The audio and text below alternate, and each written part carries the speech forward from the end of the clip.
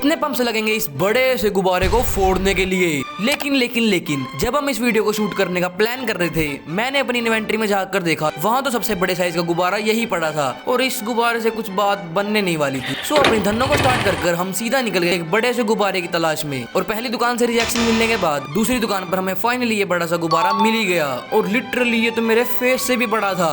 लेकिन इस बड़े गुब्बारे को फोड़ने से पहले स्टार्टिंग विद लेवल 1 का गुब्बारा, फिर मैं सीधा पंप से इस गुब्बारे में हवा भरने लगा और पता नहीं क्यों इसे करते वक्त थोड़ा नॉस्टैल्जिया सा फील हो रहा था। और फिर बहुत सारे पंप्स मारने के बाद इस गुब्बारे को फूटने में लगे पूरे 137 पंप और इस छोटे से गुब्बारे में हालत टाइट होगी, पूरी बाजू दुख रही है। सो अब बारी थी इस लेवल 2 के गुब्बारे की और मुझे एक्सपेक्टेड नहीं था कि ये गुब्बारा इतने थोड़े से पंप्स में ही फूट जाएगा। सो इस गुब्बारे को फूटने में लगे सिर्फ 143 पंप्स और अब बारी थी इस गुब्बारे की, जिसका आप लोगों के साथ साथ मुझे भी फूटते हुए देखने का इंतजार था। सो जब मैंने इस गुब्बारे को बाहर निकाला, मैंने देखा कि ये गुब्बारे का छेद तो इस पंप के लिए बहुत बड़ा था। फिर मैंने इसे टेप से चिपका दिया और इतना बड़ा काम करने से पहले लॉर्ड इनोसुके का आशीर्वाद लेकर मैं सीधा लग गया इस गुब्बारे में हवा भरने के लिए। और मैं बिल्कुल आराम आराम से पंप कर रहा था, क्योंकि मुझे लगा था कि इस गुब्बारे को फोड़ने में तो बहुत से पंप लगेंगे। लेकिन तभी कुछ ऐसा हुआ।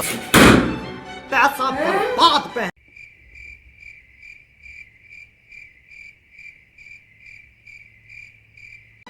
इस गुब्बारे को फोड़ने के लिए लगे सिर्फ 105 पंप, दूसरे वाले से भी कम। लेकिन चलो कोई बात नहीं, मेरे और इस गुब्बारे की तरफ से आप सभी लोगों को happy Republic day. Do subscribe.